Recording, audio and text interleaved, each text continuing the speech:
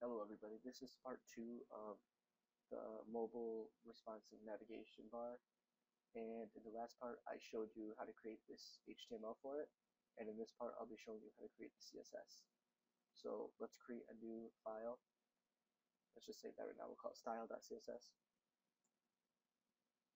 in the same folder that we have the index page. And as you've seen before, here we have already linked it. And so starting off, let's add styles for the body tag. We'll give it a height of 100%, and this will be important. So when we do click on the button to trigger the nav bar, in order for the nav bar to be full height, you have to set this to 100%. I'll just set a padding of 0, a margin of 0. And next we'll do the nav elements, and this was the container around the navigation bar. We'll give it a width of 100%. And background. Just give it a background. Height auto. Give it padding 15 pixels, 0, and 20 pixels.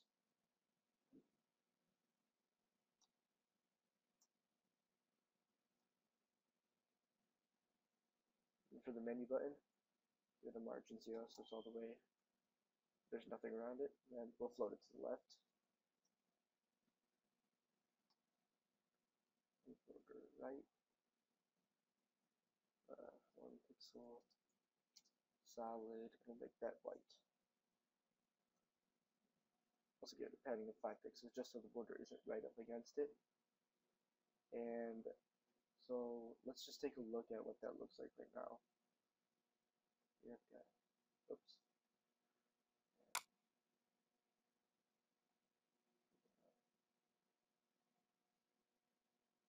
Shake it down.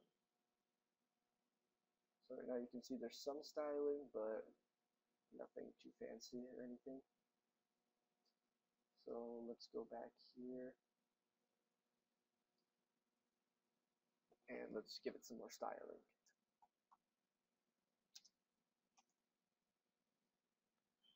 And for the A tags, we're going to display them inline.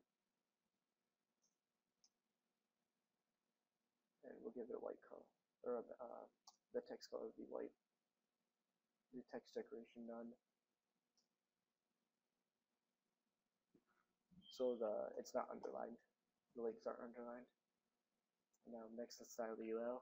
We'll give the width 960 pixels and margin auto. And this will give it like a specific width just for the desktop version, since this is a responsive navigation bar, and it'll be centered in the middle. Now let's edit the list elements. Do list style type and make that none. Give it a, the links will be white. Display line.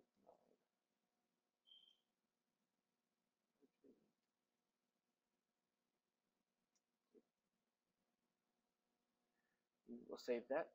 Save the progress.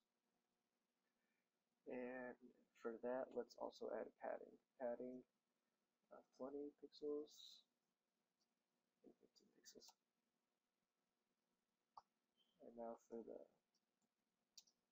now we're editing the links inside of the li tag. The margin 0. Padding of 20 pixels, 15 pixels. Padding top, give that, oops, 20 pixels. And padding bottom of 20 pixels. And now let's switch over to Chrome and see what it looks like. Just refresh that. So you can see right now it looks a lot better than it looked before. So it's starting to look like an ad bar. And you can see as I shrink it, the links are moving over. And when I make it bigger, so it's past the 960 pixels, it's being centered in the middle of the page, or close to the middle of the page.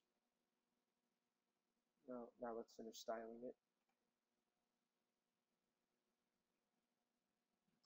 So we'll just put some hover effects just so we can be a little bit more visually appealing.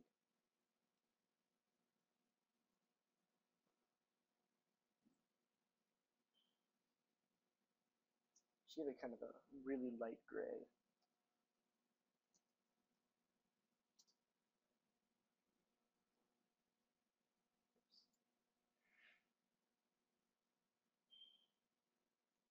Give that, the A tag will be black when we hover over it. So let's take a look at Chrome again, refresh, and you can see now we've added a hover effect over it. And now let's go back and actually add the responsive element to it. So in order to make it responsive, we're going to use something called a media query. And what this looks like is you do @media, screen, and max width 1023, so 1023 pixels. And basically what this is saying is when the screen size is at the maximum, basically when the screen is anything under 10,023 pixels, you do everything inside of the query. And basically there are three different main sizes you want to remember when doing responsive web design. There's everything over 1023 pixels, and that's basically desktop. Then in between 727 pixels and 1023 pixels, that is tablets. And then anything 727 pixels or under, and that would be things like iPhones, like Android phones. And so what we want to do is we want to look at the elements up here and whatever we want to be responsive in mobile. So right here we've got our links, and we want those to be displayed down right here, and then it to be the full width. So basically let's go with the first element. First let's do the menu button. And we'll do this to a float none, because there's nothing going to be blocking it from going all the way to the left, so we don't need the float anymore. And next we'll do the UL, and we'll get that a width of 50%, and give it a background of the gray again. Oops. And we'll float that to the left, to the height of 100%. And this is where the 100% that we set to the body comes into play. Because this is going to be floated, and you set it to 100, if you had the 100 up at the body set, it would just be, basically, the height would be auto, and the 100% wouldn't do anything.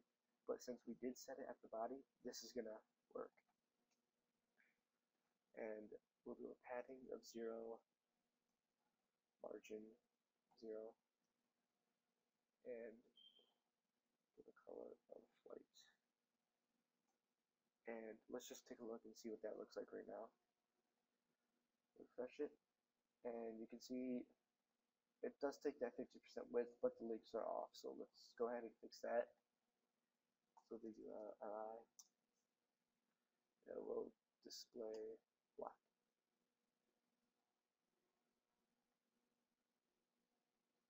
And there are the links are displayed black, and it's almost done. It's just, there's that little spacing off, so let's fix that. We'll go to the UL and add a margin top of 40 pixels. Let's take a look at it.